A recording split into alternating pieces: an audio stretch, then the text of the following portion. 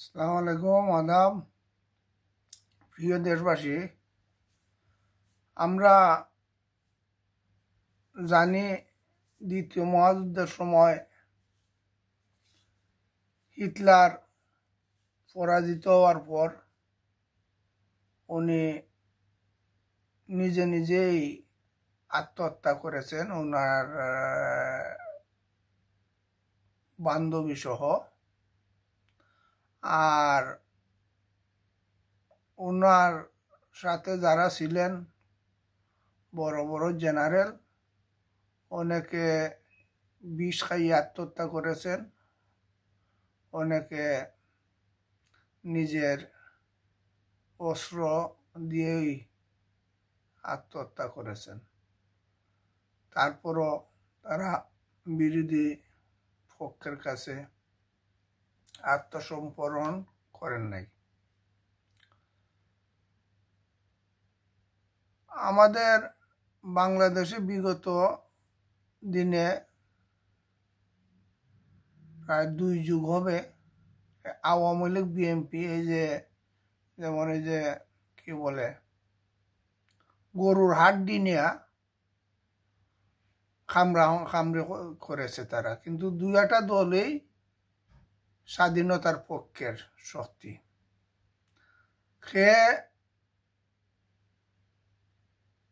বড় আর খে ছোট, এই যে বিকৃত ইতিহাস মানুষের মাথায় ঢুকাইয়া দিছে এই 2টা দলে। তারা যদি এই হাড্ডি নিয়ে খামরি না করতো, তাহলে আজকে এই বাংলাদেশের অবস্থা এমন হতো না। এখন শোনা যাইতেছে বিএনপিকেও তারা নিষেধ করতে পারে।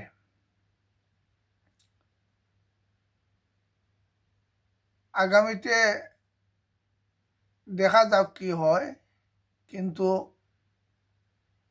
আওয়ামী লীগের যে নেতৃবৃন্দ, এরা যে এত ভীতু, এরা জেলের বয়ে তাদের জনগণকে দেশে রেখে তারা ফলাইছে। আজকে দেখছি লন্ডন আলতাবালি পার্কে তারা প্রতিবাদ করতেছে।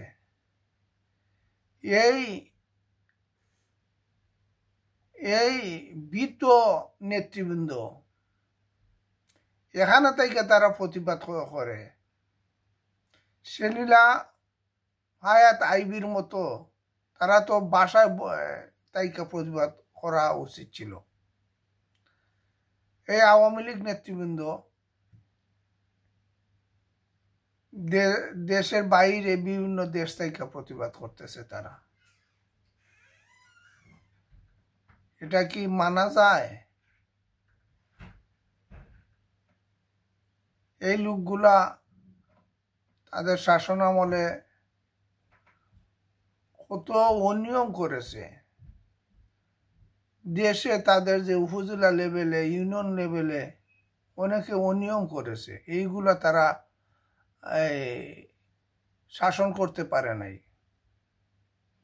তাদের অনেক নেতৃবৃন্দ টেকা খাইয়া মার্কা বরাদ্দ দিয়েছে। সত্য যেটা এটা তো বলতে হবে। এখন তাদের দলেই নিষেধ করে ফেলেছে এই তত্ত্বাবধায়ক সরকার, কিন্তু লন্ডন আলতাবালি পার্ক থেকে তারা প্রতিবাদ করে। এই প্রতিবাদে কি আর কাজ হইবে? বিএনপি তো 17 বছর প্রতিবাদ করেছে, কিছু করতে পারে নাই আওয়ামী লীগরে। এখন লন্ডন থেকে প্রতিবাদ কইরা কি এই তত্ত্বাবধায়ক সরকারে কিছু করতে পারবে এরা? এদের মতো ভীতু নেতৃবৃন্দ আমার মনে হয় পৃথিবীর মধ্যে আর আছে কিনা আল্লাহ জানে। তারা জেল ডরাইয়া পলাইয়া আইছে। ধন্যবাদ।